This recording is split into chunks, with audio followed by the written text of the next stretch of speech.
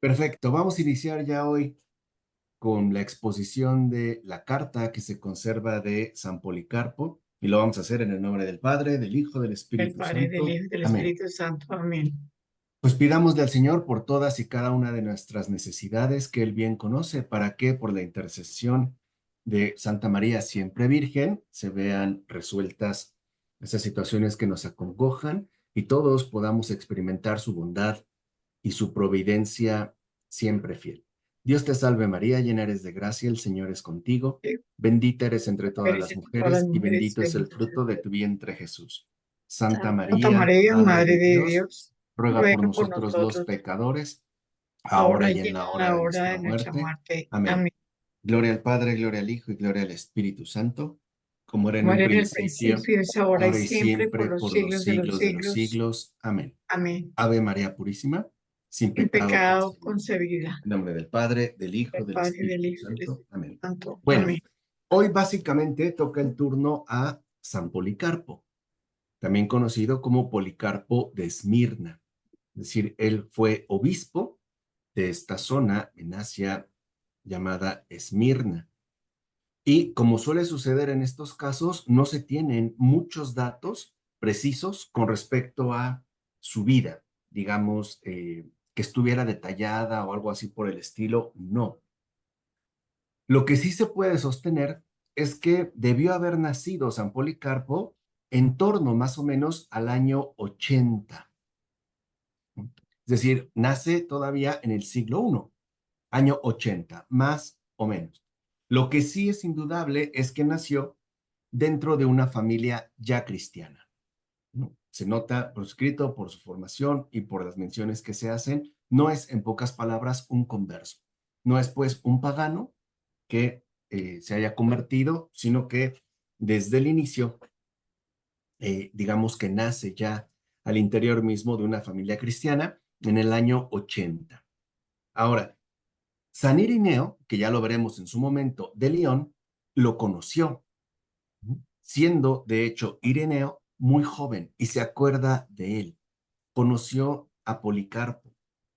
Policarpo ya era mayor y Ireneo era muy joven, pero sí lo conoció. Incluso se conserva algunos pasajes donde Ireneo de León hace menciones de Policarpo, ¿no? En este caso, puntualmente, de Policarpo. Por ejemplo, en su obra llamada Adversus Aereses o Contra los herejes, lo primero que atestigua Ireneo de manera primaria y directa es que Policarpo se formó de lleno con los apóstoles. ¿No? Dice, por ejemplo, San Ireneo, no solamente fue instruido por los apóstoles y convivió con muchos que habían visto a nuestro Señor, sino que también fue instituido obispo en la iglesia que está en Esmirna, en Asia. Nosotros, o sea, hablando, ¿no? Del propio Ireneo, dice, lo hemos visto en nuestra juventud, pues vivió mucho tiempo y salió de esta vida muy anciano, dando un glorioso y espléndido testimonio. Siempre enseñó lo que había aprendido de los apóstoles, que es también lo que la iglesia enseña y lo único verdadero. Esto lo menciona en esa obra de Ireneo. Entonces vemos aquí por lo menos tres cosas importantes de Policarpo. Primero, él fue instruido directamente por los apóstoles y convivió o tuvo contacto con muchos que de una u otra manera habían visto e incluso quizá escuchado, ¿no? De manera directa al propio Jesucristo. Eso es lo primero. O sea, él todavía forma, por eso yo es lo que les comento, parte de los llamados padres apostólicos, porque han tenido una relación directa con los 12 o bien con otros apóstoles que son los continuadores, ¿no? De la tradición apostólica, o bien con personas que convivieron con Jesucristo, aunque no sean reconocidos como uno de estos 12 o uno puntual de los apóstoles, pero sí discípulos. ¿Se acuerdan que ya habíamos hablado de esa distinción? ¿No? El Señor tuvo apóstoles pero también tuvo discípulos. Y dijimos, en el caso de los discípulos, fueron mucho más, en términos incluso numéricos, aunque la característica de los discípulos es su anonimato, ¿no? No se sabe prácticamente quiénes fueron, pero sí se sabe que fueron bastantes. Eso es lo primero. Segundo, que toda la enseñanza de Policarpo estuvo basada en lo que aprendió de los apóstoles. ¿Por qué? Y esto es algo importante, porque en estos primeros momentos, lo fundamental es hacer llegar lo que los apóstoles mismos han transmitido, porque ese es precisamente el fundamento. O sea, como dice Policarpo, lo que la iglesia enseña. Por eso cuando decimos que la iglesia es, ¿no?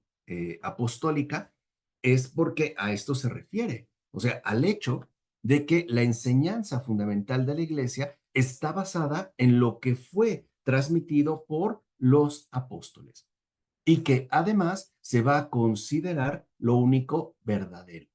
¿Mm? Para que se den más o menos una idea. ¿Qué es lo que enseñaban los apóstoles? Lo que nosotros ya podemos leer en los evangelios, pero lo hacían de una manera oral. ¿Se acuerdan que ya habíamos comentado cómo en la antigüedad lo primario era la oralidad, ¿no?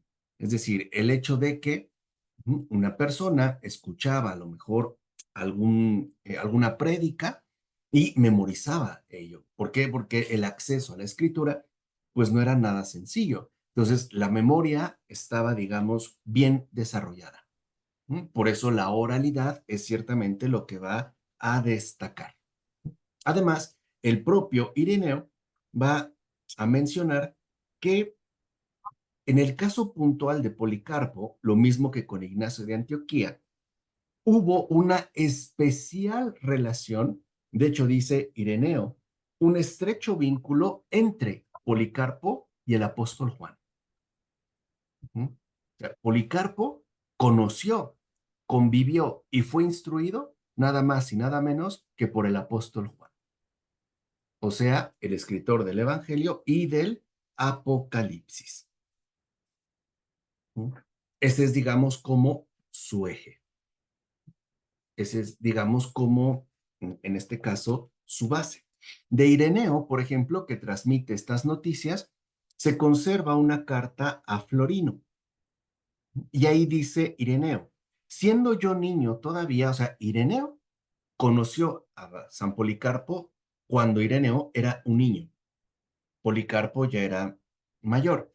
Y le dice a Florino, siendo yo niño, te vi en casa de Policarpo en el Asia Inferior, cuando tenías una brillante actuación en el Palacio Imperial y te esforzabas por acreditarte ante él. Incluso puedo todavía mencionar el sitio en el que el bienaventurado Policarpo dialogaba sentado, así como sus entradas y salidas. Puedo también mencionar la índole de su vida y el aspecto de su cuerpo, los discursos que hacía al pueblo, cómo describía y mencionaba sus relaciones con Juan, con el apóstol Juan y con los demás que habían visto al Señor. ¿Se entiende? O sea, esto es importante. Está la base apostólica, digamos, y la otra base de los discípulos. Dice, y cómo recordaba las palabras de unos y otros.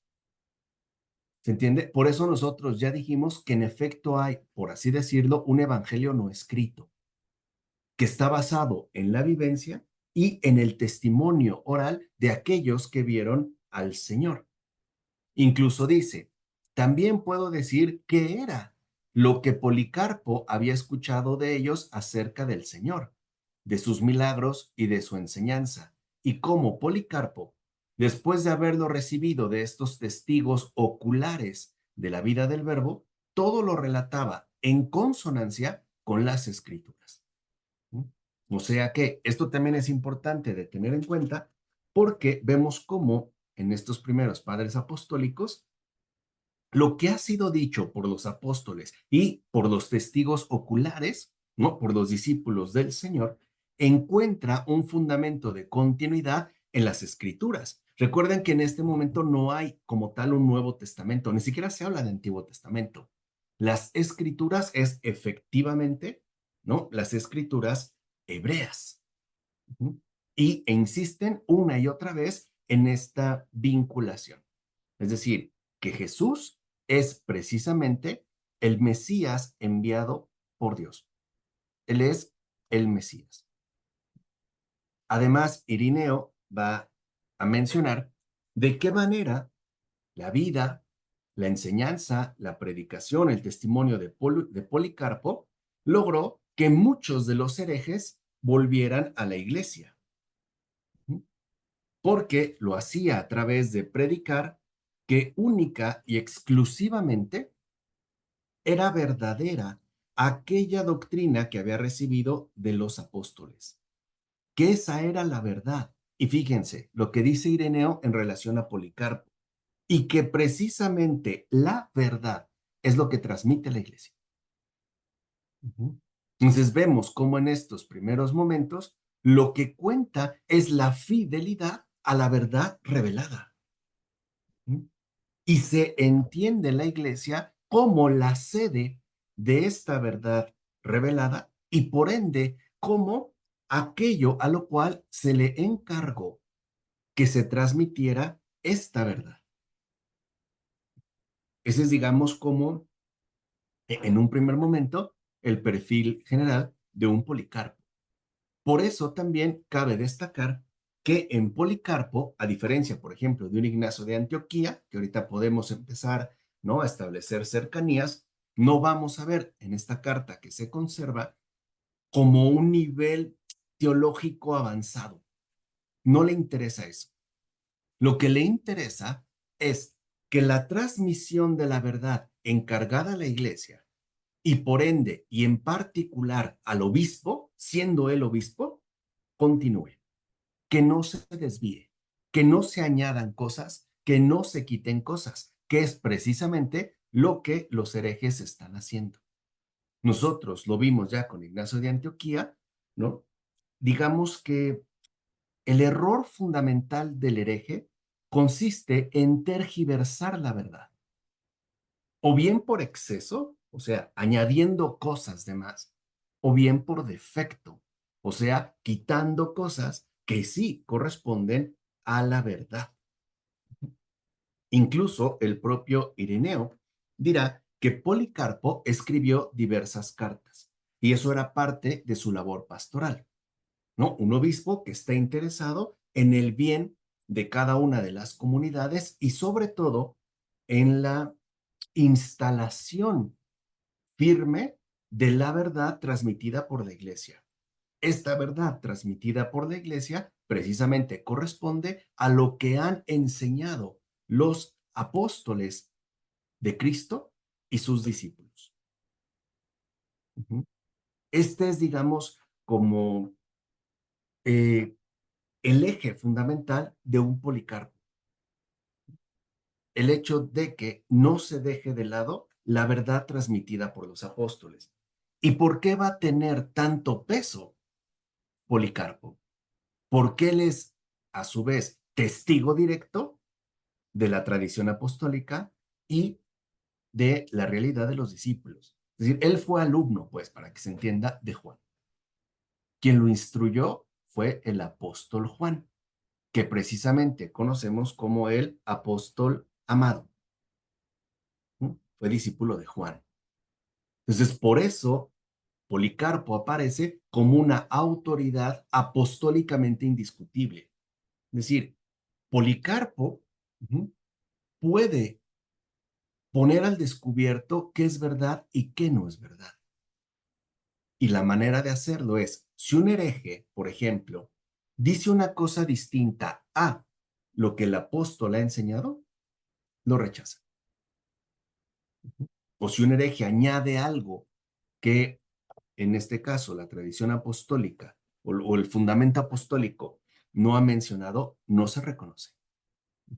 Lo importante es, digamos, ceñirse o quedar enteramente referidos a lo que los apóstoles, ¿no?, han transmitido a los demás.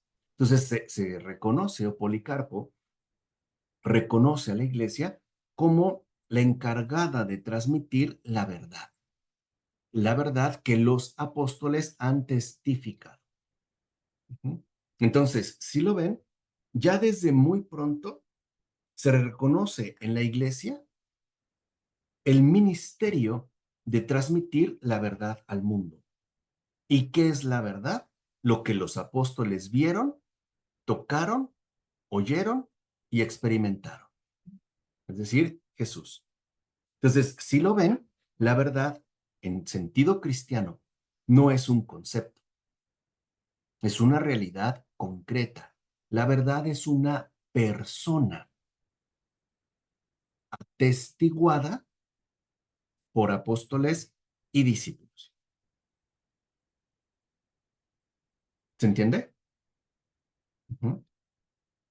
Así pues, Ireneo también dirá en esta misma carta a Florino, ¿no?, que Policarpo escribió varias cartas, ya sea a iglesias vecinas, a comunidades cercanas o a individuos particulares. No obstante, lo único que se ha logrado conservar hasta, de manera completa hasta la fecha es una carta, la que dirigió precisamente a la iglesia de Filipos, es decir, a los filipenses. ¿Y quién ya había tenido contacto con esa comunidad? Pablo. Exactamente, Pablo. Pablo también dirigió una carta a los filipenses. ¿Lo vemos? O sea, ¿se entiende qué es, digamos, lo que está aquí en juego? O sea, hoy esta centralidad se ha perdido.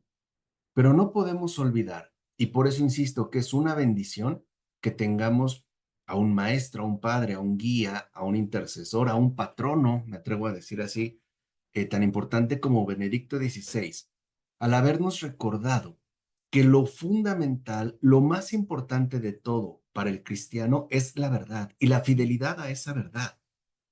La verdad no se inventa, la verdad no se construye, la verdad se recibe y se transmite. La verdad no es algo que nosotros elaboramos, es algo que reconocemos y a su vez predicamos, ¿no? Y a su vez anunciamos. Entonces, esta única carta que se conserva de Policarpo tuvo que haber sido escrita muy poco tiempo después de la muerte de Ignacio de Antioquía. ¿Se acuerdan que Ignacio le mandó una carta a Policarpo? Ujú. Entonces, esta carta a los filipenses, escrita por Policarpo, la tuvo que haber hecho muy poco tiempo después de la muerte de San Ignacio de Antioquía. O sea, que si se hacen más o menos los cálculos, la carta la tuvo que haber escrito el año 117 o 118. Esta, digamos, de manera puntual, esta carta. Ujú. Y a pesar de que solo conservamos esta carta, ya es posible hacerse como una idea, ujú, de las fuentes que han nutrido a Policarpo. Ujú. ¿Cuáles son, pues, las fuentes que se manifiestan o se hacen presentes en esta carta? Y básicamente son tres. Ujú. En primer lugar, la Sagrada Escritura. En segundo lugar, la carta de Clemente de Roma. O sea, Policarpo la conocía y más como obispo. Recuerden que estos textos, ¿no?, se compartían, se copiaban, se enviaban a las diversas comunidades, se leían, ¿no?, lo que hoy diríamos más o menos a manera de homilía, se comentaban, se memorizaban y después en la vida diaria se iban eh, como expandiendo, ¿no?, digamos, más de una manera ordinaria que de forma extraordinaria. Algo que, por cierto, hoy no sucede. Si, por ejemplo, leemos alguna encíclica, la vemos como un documento teórico que no me compromete vivencialmente a mí. O sea, la veo como un texto de discusión, pues, o como una buena ocasión para debatir y para discutir y lo que quieran, pero no lo veo como un documento que me nutre vivencialmente y que a su vez yo hago llegar a otras personas por medio de gestos, actitudes, comportamientos, incluso, vamos a decirlo así, de modo de pensar. O sea, lo que quiero que entiendan es que, a mi entender, algo cambió. En estos primeros tiempos, y así va a ser durante muchos siglos, ¿m? Los textos recibidos, reconocidos como textos revelados, ¿no? Llegan al corazón. O sea, son letra viva. Hoy no. Hoy los textos recibidos llegan al cerebro porque los vemos como letra impresa que requieren un ejercicio intelectual. ¿Se acuerdan cuando habíamos hablado de este divorcio entre lo cordial y lo cerebral que padecemos hoy en día? La necesidad que tenemos de volver de nuevo, pues, a lo íntimo de cada uno de nosotros, es decir, al corazón, aquí no. Por eso, por ejemplo, en la carta particular de San Policarpo, estas referencias o estas fuentes aparecen de manera muy natural, o sea, no las cita, simplemente las escribe porque es algo que ha hecho propio, por decirlo así, es algo que está viviendo. Tanto dijimos, ¿no? La Sagrada Escritura, la carta de Clemente de Roma a los Corintios y los escritos ignacianos, o sea, las cartas de San Ignacio. Ese es, digamos, su trasfondo. Marcela, perdón, ¿querías comentar algo? ¿Vamos bien? Ok. Estos son, digamos, sus referencias. La Sagrada Escritura, entiéndase, ¿no? Antiguo Testamento, las conoce muy bien. La carta de Clemente de Roma y los escritos de Ignacio de Antioquía. Y si habláramos ya del Nuevo Testamento, es lo que nosotros ya conocemos como el Nuevo Testamento, San Policarpo muestra un conocimiento sorprendentemente amplio del Nuevo Testamento. Por ejemplo, sin lugar a dudas, conoce la tradición sinóptica, o sea, conoce a Mateo, conoce a Lucas y conoce a Marcos. Los ha escuchado, los ha leído, los ha asimilado. Lo que sí también es cierto es que, como era común o lo usual citar de memoria, no queda claro si se está refiriendo a documentos ya escritos o bien a tradiciones orales. Pero de que los conoce, los conoce. Yo les dije, antes de que llegara, por ejemplo, el Evangelio de Mateo, escrito a una comunidad, había llegado de manera oral, ya fuera por medio de pasajes o incluso de capítulos más amplios. No se puede, pues, determinar si si Policarpo tenía o tuvo contacto con documentos ya escritos o se refería a tradiciones orales. Pero las referencias que se encuentran en esta carta dejan claro que a los sinópticos ya los conocía. También Policarpo está familiarizado con todas las cartas de Pablo. Todas. Todas. Y también es cierto que le resultan familiares las cartas católicas, especialmente primera y segunda de Juan y primera de Pedro.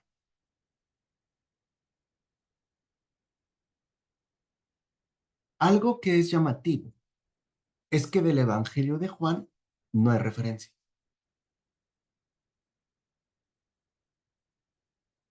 Lo más probable es porque Policarpo no necesitaba esa escritura.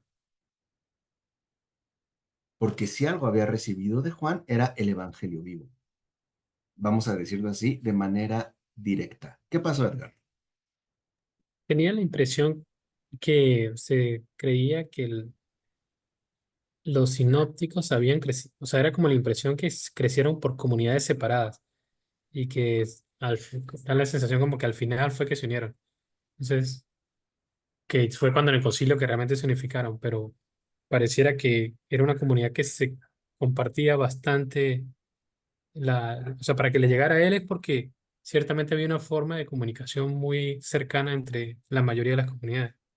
Sí, podía darse. Acuérdense que la fuente apostólica fue enviada a todas partes. Entonces, dependiendo a veces, por ejemplo, de los énfasis de las propias comunidades, tenía mayor presencia o mayor peso un evangelio que otro. Por ejemplo, por mencionar un caso, Mateo es evidente que tiene como principales destinatarios a los judíos, sin duda.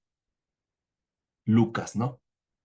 Lucas tiene como principales destinatarios a paganos y Marcos tiene como principales destinatarios a judíos más bien conversos. Vamos a decirlo de esta manera, es decir, dependiendo del destinatario, el evangelio escrito correspondiente tuvo una mayor difusión. Y las comunidades se iban nutriendo, ¿no? Digamos, de manera paulatina. ¿Qué pasó, Paola?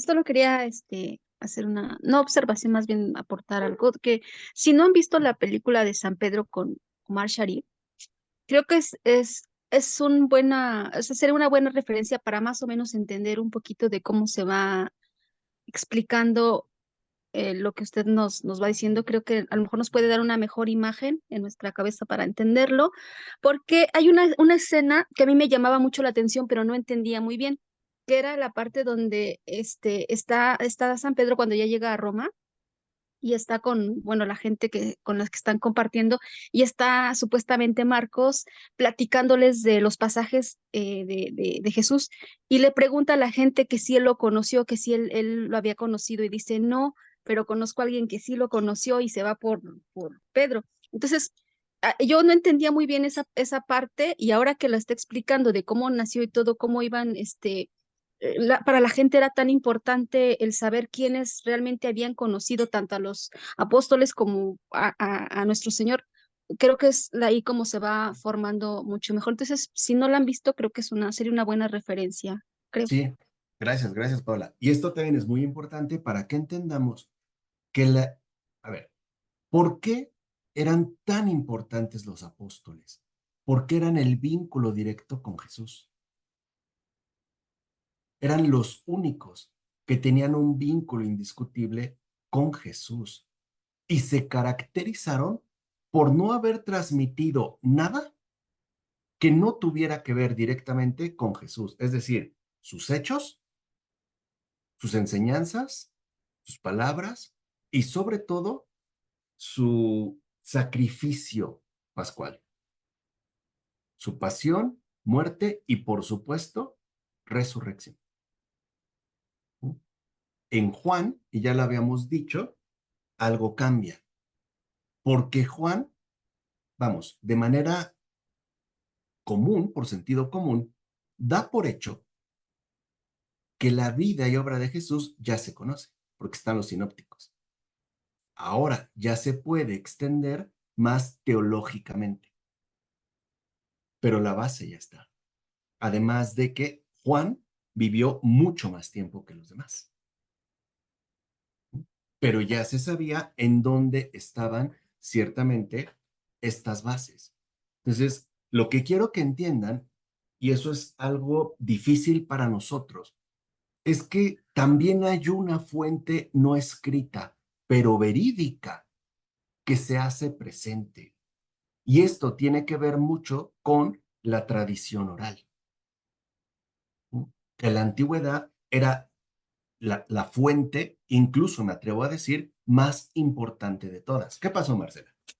Sí, es que me llamó la atención porque yo estaba tratando de ver por qué en muchos de los evangelios hoy cambian las palabras o en las traducciones se pierden cosas. Entonces yo me preguntaba cómo hacían los apóstoles en esa época para transmitir la verdad sin distorsionarla y sin añadirle. Uno como humano tiende a dar historias y añadir cosas o cambiar lo que uno percibe desde su percepción.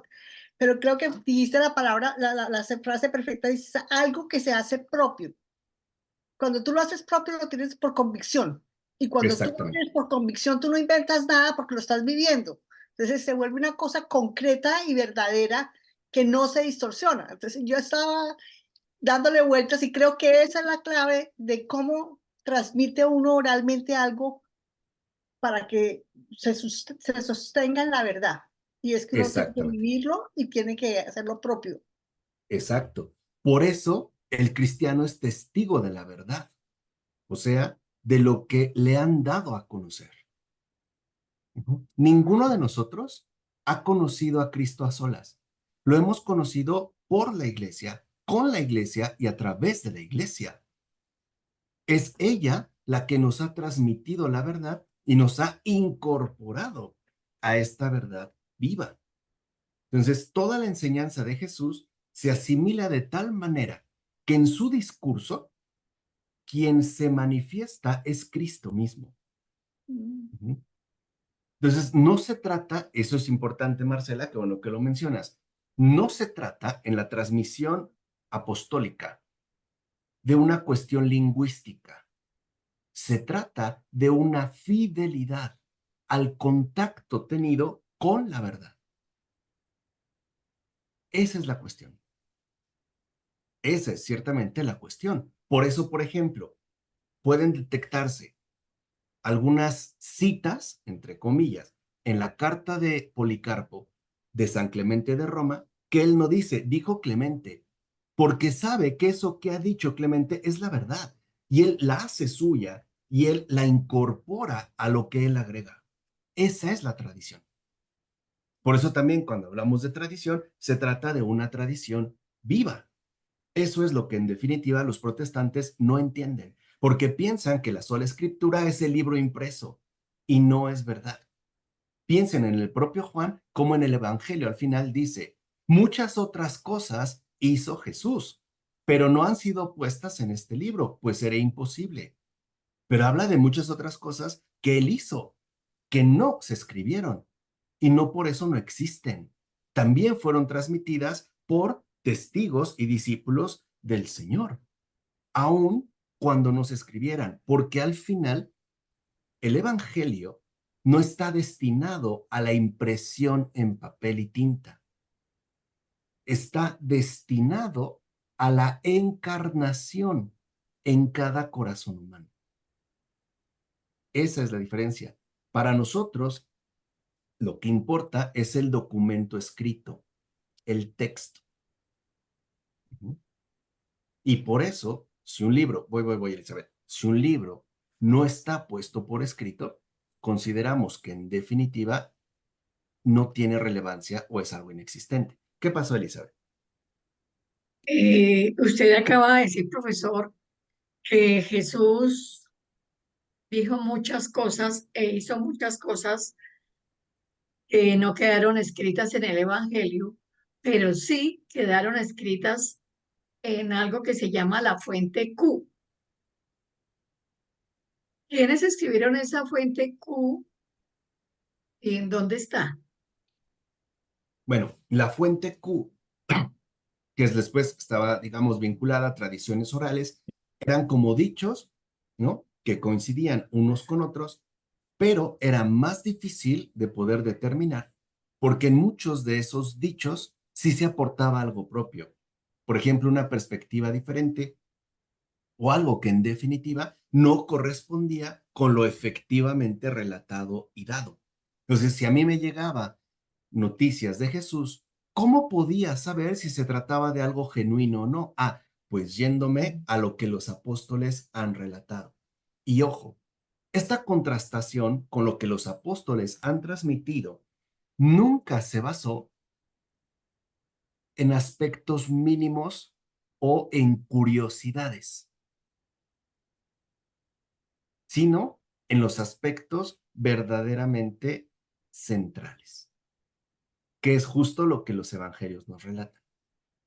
Porque el enfoque está directamente, ¿no?, orientado a lo esencial, es decir, a la obra de salvación, no a curiosidades que en definitiva pueden generar polémica o pueden generar incluso admiración, pero que no tienen un peso de salvación. Por ejemplo, después, en los llamados evangelios apócrifos, ¿no?, están llenos de ese tipo de curiosidades. Por ejemplo, en uno de estos evangelios se menciona que Jesús, siendo niño, iba a la escuela, que era básicamente una sinagoga, y que llegó un maestro en donde Jesús se equivocó en una pronunciación, le dio una cachetada y al momento cayó fulminado. O en otro de estos evangelios se menciona que de repente Jesús, como que con aptitudes de papiroflexia, hace una especie de pájaro de papel, lo toma en sus manos, le sopla y sale volando. Y uno dice, ok, ¿y eso qué? O sea, no es lo central. ¿Se entiende? ¿Por qué? Porque una de las cuestiones centrales con respecto a Jesús es la tentación a dejarnos ir por vanas curiosidades. Y digo vanas curiosidades porque en definitiva nos van a alejar de lo más esencial. ¿Sí? Nos van a ir distanciando poco a poco del fundamento. Por eso es que en la carta de San Policarpo, obispo de Esmirna, dirigida a los filipenses, lo primero que hace San Policarpo es lo siguiente. Les dice a esta comunidad, primero les agradece haber sido imágenes del verdadero amor. Así les dice. Estoy muy contento porque fuisteis imágenes del verdadero amor, ya que acompañasteis a los que iban encadenados en santas cadenas. ¿De quién está hablando? De San Ignacio y sus demás compañeros. Les agradece ese gesto, porque han reconocido en ellos mismos la verdad.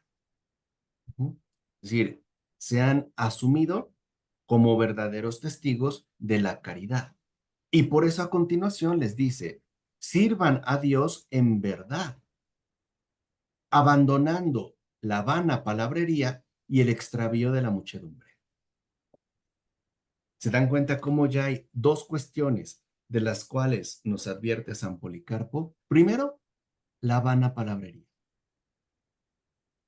O sea, dejarnos llevar por cosas irrelevantes, por relatos insustanciales. Y dos, el extravío de la muchedumbre.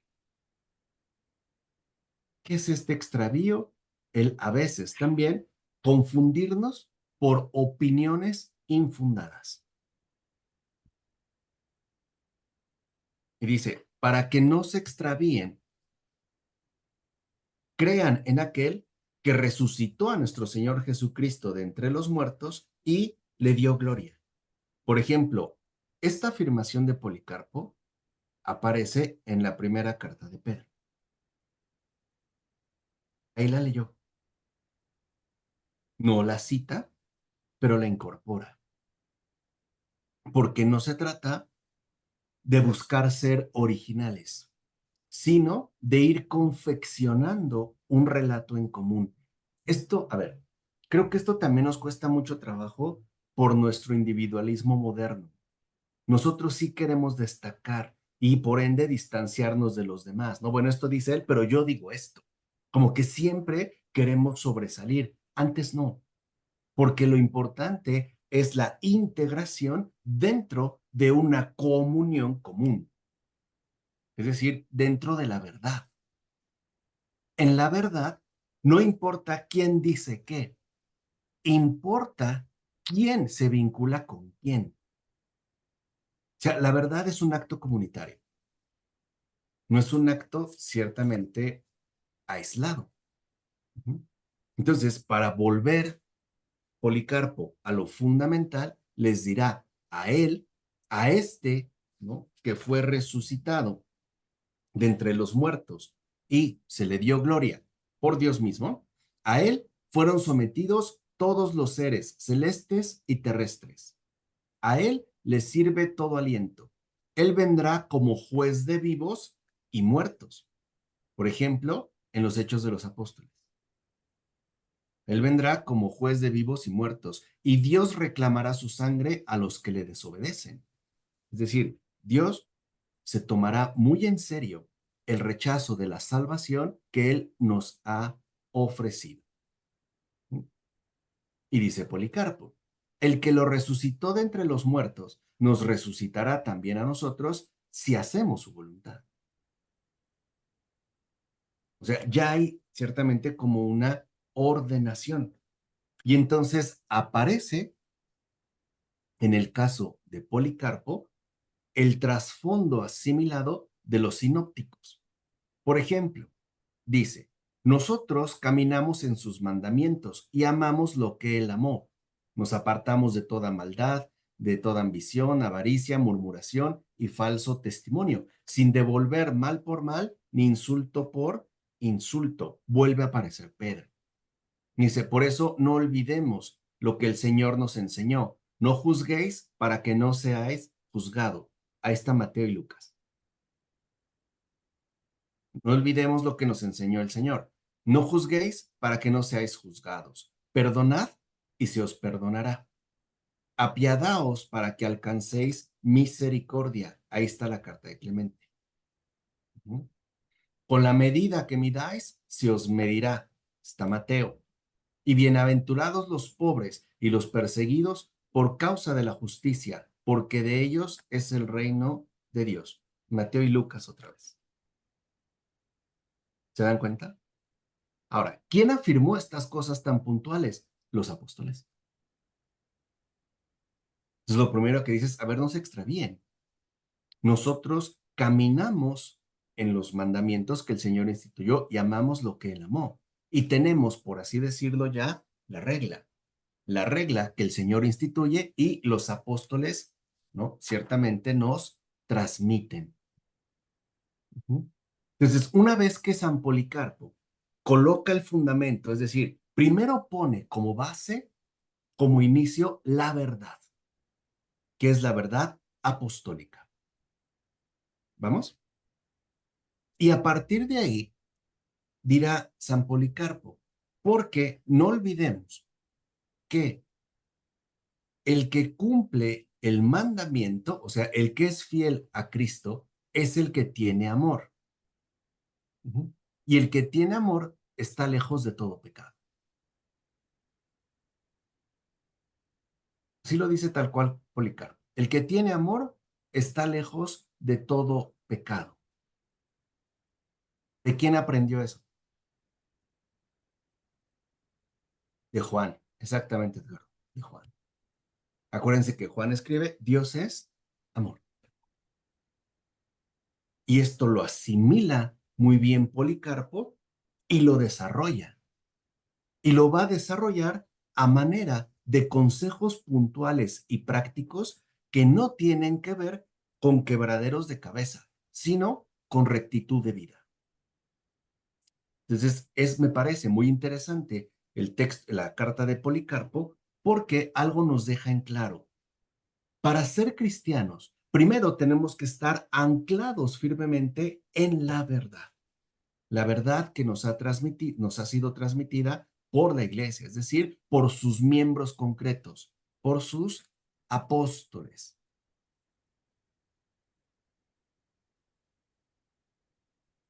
¿Se entiende? ¿Vamos? Por eso el tono de la carta cambia. Y les dice, por ejemplo, aprendamos ante todo nosotros mismos a caminar rectos en el mandamiento del Señor. O sea, ¿qué significa caminar rectos en el mandamiento del Señor? Aprendamos a reconocer la verdad y a crecer a partir de ella. Eso es cumplir el mandamiento. No son disposiciones morales. No es que tengamos que cumplir con ciertas reglas. Es que nuestro corazón se adhiere de lleno a la verdad y ahí encuentra, digamos, su respectivo recorrido, que no es otra cosa más que hacer vida lo que Jesús mismo dijo: yo soy el camino. Un camino que no solo se recorre a través de repetir ciertos gestos o acciones, sino a partir de inclinar por completo el corazón a la verdad. Ahí está la verdad. Y a partir de ahí, todo lo demás se desprende. Entonces dice Policarpo, aprendamos ante todo nosotros mismos a caminar en el mandamiento del Señor. Después, también aprendamos a llevar doctrina a los demás. Entonces, vean cómo para Policarpo la formación que le da Juan es tan profunda que se ha convertido prácticamente en una disciplina de vida. Primero, aprender. Después, enseñar. Ya lo habíamos visto. ¿Quién va a desarrollar ese tema?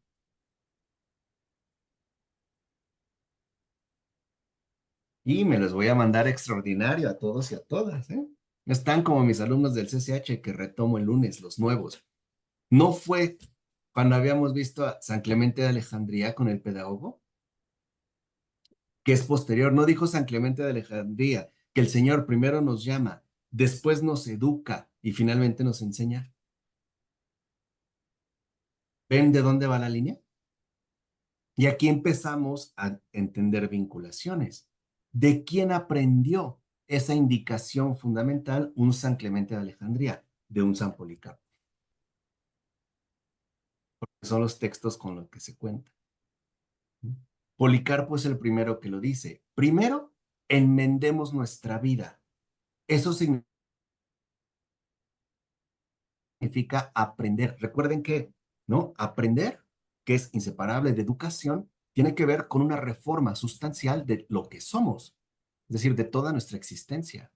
Si no hay esta transformación plena de toda de nuestra existencia conforme a la verdad, no vamos a hacer o no vamos a poder llevar doctrina, es decir, enseñar. Por eso, San Policarpo, dime, Marcela. Sí, me acordaste de un ejemplo, San Ignacio de Loyola, precisamente en su diario, eso fue lo que hizo, examinarse tan profundamente y aislarse para conocerse y dejarse transformar. Entonces yo creo que esos ejercicios espirituales de San Ignacio son un elemento muy bueno que podemos adaptar a nuestra vida para realmente estar presente en lo que dicen, esa reforma constante de nosotros. Por supuesto. ¿Por qué crees que Íñigo, que era su nombre original, se puso Ignacio? Por Ignacio de Antioquía. Ah, pues no sabía. ¿No sabías? No, Su no, no. padre espiritual de San Ignacio de Loyola fue San Ignacio de Antioquía, Okay. el gran Íñigo. En él vio, digamos, como esta continuidad. Entonces, Policarpo dice, a ver, primero, nosotros mismos, ¿no? Renovemos completamente el corazón en la verdad. Y esta verdad ya la tenemos. Es la verdad transmitida por los apóstoles y por ende aquello que nos transmite la iglesia. Ya después llevar doctrina a los demás. O sea, primero necesitamos educación, reforma total de la vida propia. Y después ya podremos enseñar. Entonces, ¿cuál es el problema contemporáneo? Hay mucha enseñanza, pero no hay reformación profunda del corazón, que es lo que ponía Edgardo. Primero el corazón. Y Dime. tú mencionaste, hoy hay documentos, hay lecturas y son ejercicios intelectuales, pero la gente no está asimilando la verdad ni está haciendo la vivencial. Es simplemente un ejercicio y una forma de decir, estudié y ya sé lo que está hablando, pero no lo está viviendo. Exacto, porque para nosotros en la actualidad El evangelio es un texto, no una vivencia. Por eso dijimos, nosotros tenemos que recuperar la dimensión cordial del corazón, o sea, la centralidad del corazón en la propia realidad humana. Y eso a su vez involucra toda una profunda reforma antropológica, que es lo que hoy se requiere, o sea, recomponer la constitución misma del ser humano y entender que lo primario no es el cerebro, es el corazón. Por eso hay un textito de Laura Bossi, quien escribió, que supongo que Omar ya leyó, comentó, repitió, resumió, ¿no? De la historia natural del alma, otro librito de ella, que se llama A las puertas de la muerte. Y lo que ella explica como creyente, siendo neurocientífica, no sé cómo se llama de manera puntual, es que hay un cambio en el siglo XX donde se impone jurídicamente la llamada muerte cerebral. Pero es que Laura Bossi dice, es que eso nunca había ocurrido. Que haya muerte cerebral no significa que verdaderamente haya acontecido un acto pleno de defunción. O sea, lo que dice Laura Bossi es, en realidad, y ahí vean, es Václav Havel. O sea, lo que quiero que entiendan, ustedes tienen que ser la artillería pesada. Yo no sé si les dure mucho, sí, Elizabeth, pero ustedes van ya adelante, ustedes son las jóvenes generaciones, ya los viejos nos vamos rezagando, pero deben de entender a dónde van. Ahí estaba Václav Havel, cuando decía que negamos la realidad por la vida en la mentira, y eso es lo que denuncia Laura Bossi. Laura Bossi dirá, eso es un engaño, porque nosotros sabemos que el criterio definitivo para determinar si una persona está viva o muerta son los signos cardíacos, el pulso y los latidos del corazón. Y en efecto así sucede hasta en los aparatos médicamente más sofisticados, el famoso tit, tit, tit. ¿Qué pasa cuando está tit y ya no hay actividad del corazón? No hay vuelta atrás. Lo que dice Laura Bossi, y también hay que orar mucho por ella porque ha sido una mujer muy valiente, ahí se ve eh, la, digamos, la audacia de la fe, ¿no? Es decir, que en el siglo XX, a partir del primer trasplante de corazón con éxito, o eh, a pecho abierto, ¿no? Se presionó desde la comunidad médica a las instancias jurídicas para que se formulara un nuevo concepto de muerte, la llamada muerte clínica, que ahora iba a remitir a la función cerebral del ser humano. Pero Laura Bossi dice, había un trasfondo oscuro. ¿Por qué se corrompieron a las autoridades jurídicas a nivel mundial desde la presión médica? Porque si yo declaro a un ser humano con muerte cerebral y está clínicamente muerto, puedo sacar provecho de sus órganos. Eso es lo que estaba de fondo. O sea, lucrar con los órganos. Cosa que no ocurre si en efecto la persona muere. O sea, lo que dice Laura Bossi es increíble. Aunque una persona tenga muerte cerebral o muerte clínica, sigue viva. Tan viva que se aprovechan sus órganos. Y ella dice, esto fue desde la década de los 70, del siglo XX. O sea, llevamos 50 años con esa gran mentira. Dice, pero le surgía imponer la muerte clínica para aprovechar los demás órganos. Cosa que no se puede hacer cuando en efecto el corazón ha dejado de latir. En términos médicos. Por eso, si lo vemos, consideramos, por ejemplo, que las terapias psicológicas de incidencia mental son absolutamente relevantes, pero ya nadie sabe dar terapia cordial. O sea, podemos ser especialistas psíquicos si por sí que entendemos todo el complejo funcionamiento mental de una persona, pero no sabemos atender el alma ni sus necesidades, porque el alma efectivamente fue dejada de lado, que es lo primero que ella escribió en su historia natural del alma. Aquí no. Entonces, ¿qué es lo primero? No querer adoctrinar, no querer llevar doctrina, no querer predicar. El primer elemento fundamental no es predicar, es enmendar por completo nuestra propia existencia. Eso es de San Policarpo. Por eso hablaba de la vana palabrería. ¿Y quién había insistido en ello? ¿No fue San Ignacio de Antioquía? El gran padre espiritual de San Ignacio de Loyola. ¿No dijo San Ignacio de Antioquía, más vale callar y ser que hablar y no ser? ¿No fue él?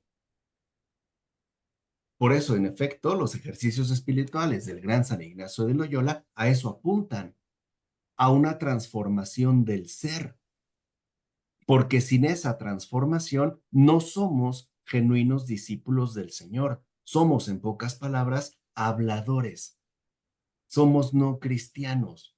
Incluso puede ser que nos convirtamos en cómplices de la mentira. Entonces, la primera indicación viene de San Ignacio, la retoma Policarpo y la, digamos, que la expande un poquito más. Eso es lo que me encanta de la comunión. Aquí no hay protagonismos.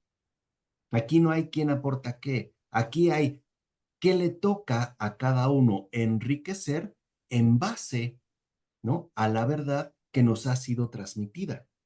Y entonces, ahora sí, Policarpo aterriza esta indicación y dice, sí, después ya podremos adoctrinar también a nuestras mujeres en la fe recibida, en el amor y en la castidad, cosa que no se acostumbraba.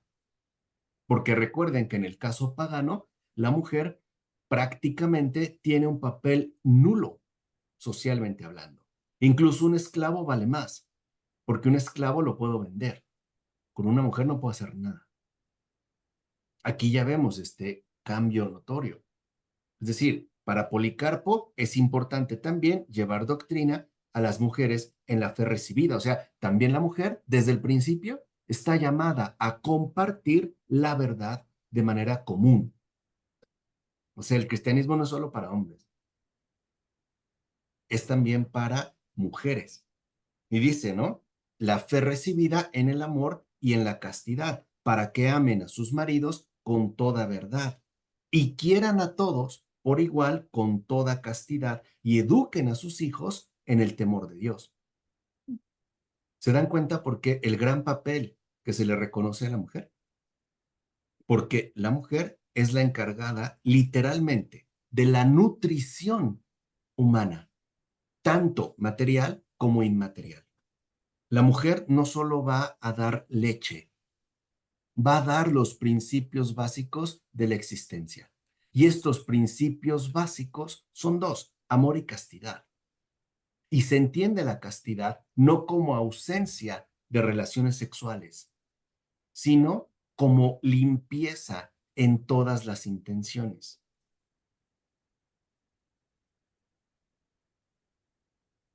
Porque entonces podemos entender o podemos darnos cuenta cómo en el mundo antiguo la mujer era descuidada.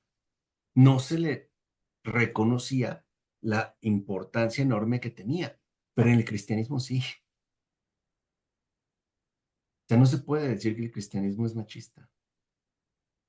Desde el hecho de que Dios mismo nace de una mujer, por ejemplo, ¿no? Y de una mujer completa. Y exalta a la mujer como madre, como esposa, como hija, por encima de todas las demás criaturas. Cuando decimos que María es reina de todo lo creado, estamos diciendo que es la criatura por excelencia. Y es una mujer, por ejemplo. También dice, llevar doctrina a las viudas para que sean prudentes en lo referente a la fe del Señor. Y vean cómo da indicación, dice, para que entonces las viudas intercedan continuamente por todos.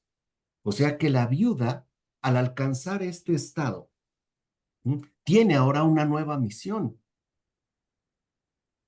la oración por los demás. Ya no está limitada, digamos, a su marido, sino que ahora puede orar por los demás. Y dice que las viudas estén alejadas de toda calumnia, de toda murmuración, de falso testimonio, avaricia y de todo mal. Y que sepan, fíjense lo que dice San Policarpo, y que sepan que las viudas son altar de Dios. que es muy fuerte, porque antes se consideraba que una viuda era prácticamente una persona total, digamos, como denigrada. Y dice San Policarpo, no. Incluso más adelante, por lo menos 100 años después, vendrá un San Juan Crisóstomo y dirá, la única diferencia, dice en un sermón muy hermoso San Juan Crisóstomo, dirá, las vírgenes y las viudas tienen exactamente la misma dignidad, con la única diferencia de que las vírgenes llegaron primero y las viudas después, pero no son inferiores. Y esto también es muy hermoso porque nos permite ver que a pesar de que, por ejemplo, en este caso, una mujer, y es igual para el hombre, ¿no? Haya tenido un contacto íntimo con un hombre o con una mujer, eso no la denigra. Incluso su estado de viudez es un estado de consagración al Señor y también, por ende, debe ser ejemplo de fidelidad a Cristo, porque son altar de Dios. A veces suele pasar que cuando una mujer, un hombre igual, enviudan, lo primero que piensan es en volverse a casar. Cuando ahora son llamadas y llamados a un nuevo estado de vida. ¿Entiende? En el caso de las viudas. Y dice San Policarpo, igualmente que los diáconos sean irreprochables, porque son servidores de Dios y de Cristo. Que los diáconos no sean calumniadores, que no sean dobles de lengua, que no sean avaros, sino continentes en todo, misericordiosos, atentos, solícitos y caminando conforme a la verdad del Señor, que se hizo servidor de todos. Es decir, si Jesús sirvió, los diáconos, ante todo, deben destacarse por ser servidores de los demás. Y añade San Policarpo, y que los jóvenes también sean irreprochables en todo, que atiendan principalmente a la castidad y se refrenen de todo mal, pues es bueno apartarse de las pasiones de este mundo, porque toda pasión, es decir, todo desorden interior, lucha contra el espíritu. O sea que San Policarpo es muy consciente de que el Evangelio lo abarca todo, de que no es una doctrina secreta, ¿no? Que apunta a lo intelectual y que no tiene nada que ver con nuestra vida real y ordinaria. No es así. Y dice, también los presbíteros han de ser misericordiosos, compasivos con todos, trayendo al buen camino lo extraviado. Los presbíteros deben destacarse por la atención que ponen y que llevan a cabo con los más débiles. Y no deben desatenderse ni de la viuda, ni del huérfano, ni del pobre. O sea, les está dando, digamos, como su ubicación concreta, ¿no? En su respectivo estado de vida. Y dice que también los presbíteros se aparten de toda ira, acepción de personas y juicio injusto. O sea, no están llamados a juzgar, ni a establecer distinciones, ni a imponer posturas personales basadas, por ejemplo, en la molestia. También dice que los presbíteros se alejen de toda avaricia, que nunca crean de inmediato la acusación contra alguien, que nunca sean duros en los juicios, pues sabemos, y vean qué hermosa expresión utiliza Policarpo, sabemos que todos somos deudores de pecado. O sea, nadie es inocente. Entonces, el presbítero tiene que ser una manifestación de la misericordia divina. Y si algo debe de destacar en él es precisamente la ausencia de dureza, porque todos somos deudores de pecado. Así pues, dice San Policarpo, si rogamos al Señor para que nos perdone, o sea, ¿en qué está pensando?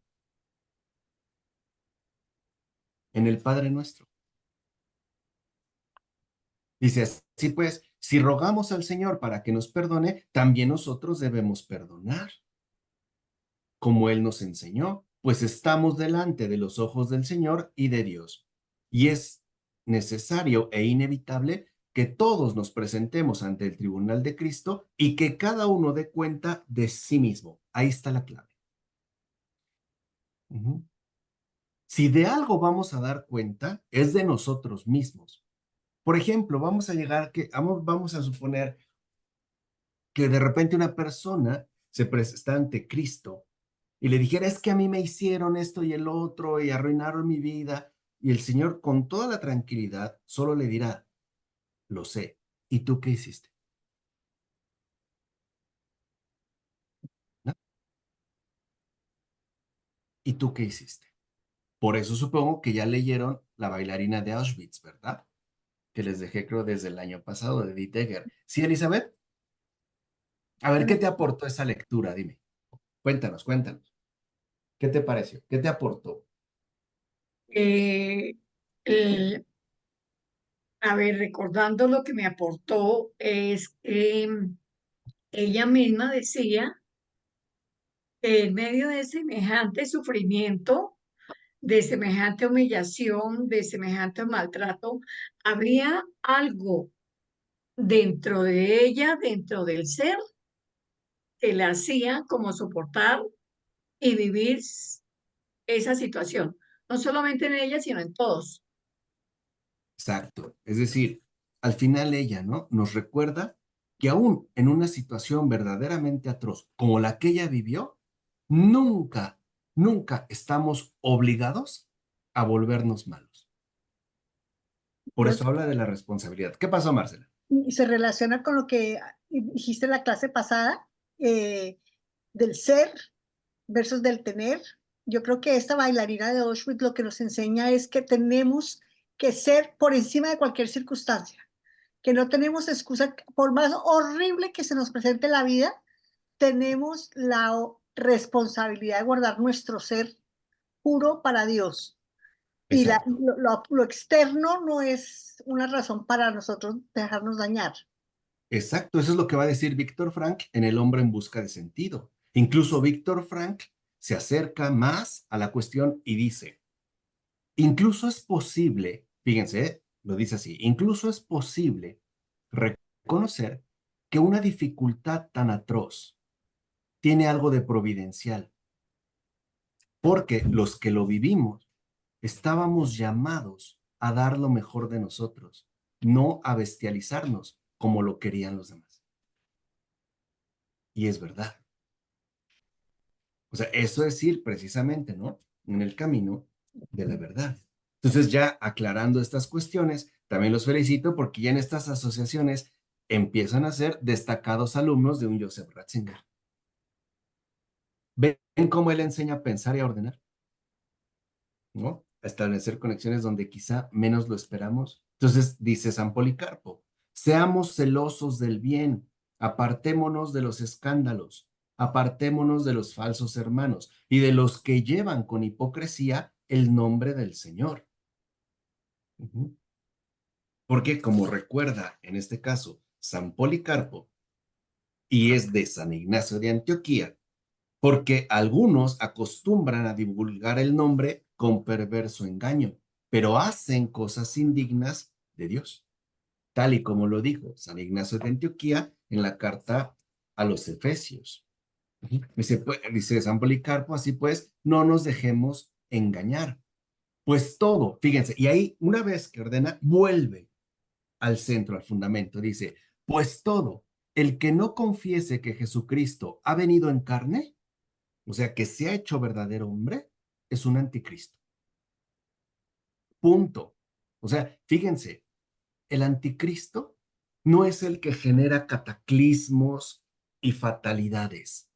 El anticristo es el que se opone a la verdad, el que introduce engaño con perversa intención. Ese es el anticristo. Dice, y el que no confiese el testimonio de la cruz es del diablo. Punto. O sea, no se anda con medias tintas. Y el que tuerza las palabras del Señor para satisfacer sus propias pasiones y niegue la resurrección y el juicio, ese es primogénito de Satán. ¡Pum! No hay pues, ¿no? Digamos, hacia dónde moverse.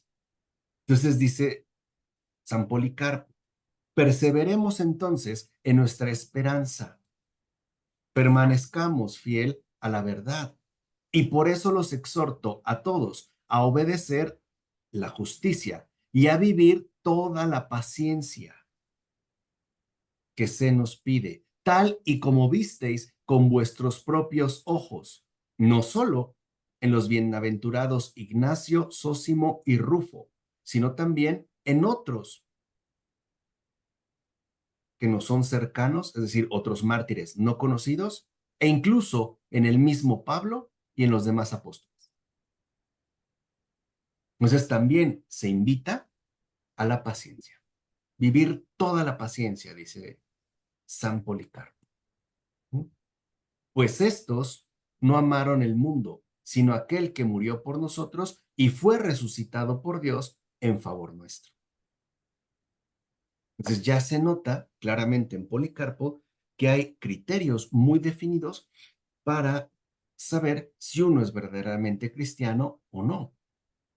Por eso añade, permanezcan pues en estos sentimientos y sigan siempre el ejemplo del Señor, firmes e inconmovibles en la fe. Está citando a Pablo, queriendo a todos los hermanos. Está citando a Pedro, amándonos mutuamente unos a otros. Está citando a Juan, unidos siempre en la verdad. ¿Se dan cuenta? Ahora entienden por qué el énfasis de un Clemente, ¿no? Incluso de los escritos, ¿no? Católicos, este énfasis en la verdad, unidos siempre, dice Policarpo, en la verdad, sin despreciar a nadie. Y cuando puedan hacer el bien, háganlo, no lo difieran. No es para después, es para ya. Y que el Señor nunca sea ultrajado por vuestra propia culpa. Dice, ay de aquel por cuya causa es ultrajado el nombre del Señor. Por ejemplo, a través de aquel que, diciéndose cristiano, sus obras lo delatan como otra cosa. Y al final ocurre lo que habíamos dicho. ¿Quién queda mal? El Señor. Porque hablar mal de la iglesia es para hablar mal de Cristo. O sea, de Dios, del Creador, etcétera. Y dice, y si van a enseñar, dice San Policarpo, háganlo, pero siempre a partir de lo que ustedes mismos vivís. ¿Van a enseñar? Háganlo, pero siempre a partir de lo que ustedes mismos vivís. Y que el Dios y Padre de nuestro Señor Jesucristo y el mismo Pontífice Eterno, Hijo de Dios Jesucristo, os edifique en la fe, en la verdad, en toda mansedumbre, sin ira, en paciencia, en generosidad y en constancia.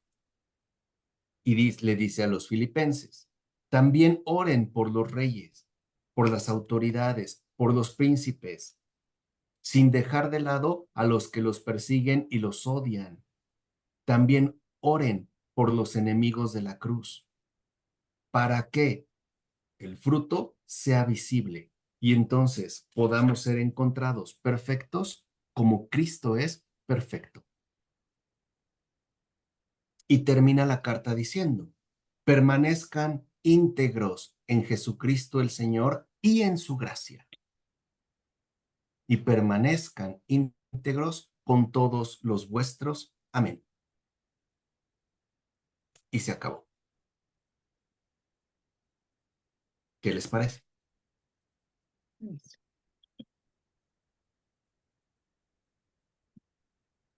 Excelente. Em,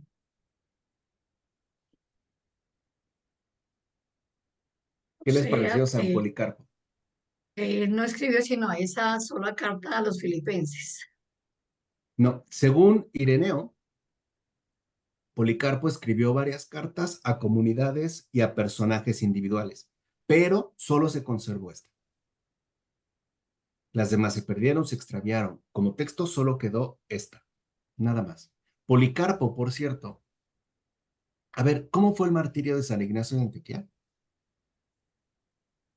Devorado por Ahora las con los fieras. romanos en Roma. San Policarpo no. San Policarpo fue quemado vivo en una hoguera. Se conserva el acta de su martirio.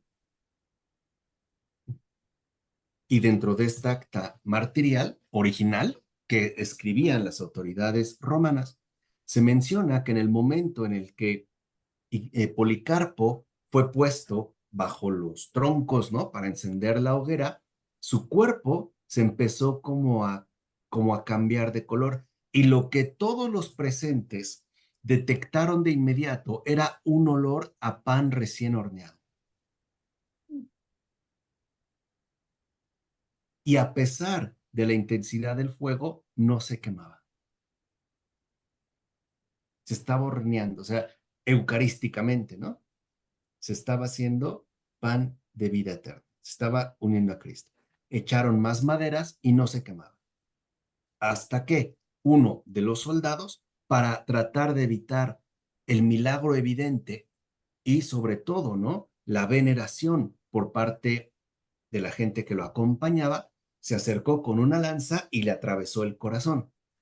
Y en ese momento el acta martirial relata que brotó tal cantidad de agua que apagó el fuego. Y brotó, salió volando una paloma. Los discípulos después recogieron el cuerpo y lo veneraron, justamente como un gran santo. Pero ¿qué es lo que vemos? Y eso también es algo que quiero entender. A veces nos vamos por los elementos llamativos que puedan aparecer en la geografía. Pero lo que quiero que entiendan es que si sucedió, en efecto, así sucedió, algo así con Policarpo, es por lo que llevaba primero dentro. O sea, lo impresionante del martirio no es su forma externa, es su realidad interna, porque ese es el camino al cual el Señor nos conduce. Preguntas, dudas, comentarios, demandas, reproches, quejas. Profesor, y con respecto a la muerte de San Ignacio de Antioquía, ¿hay algún registro escrito? ¿Cómo sucedió?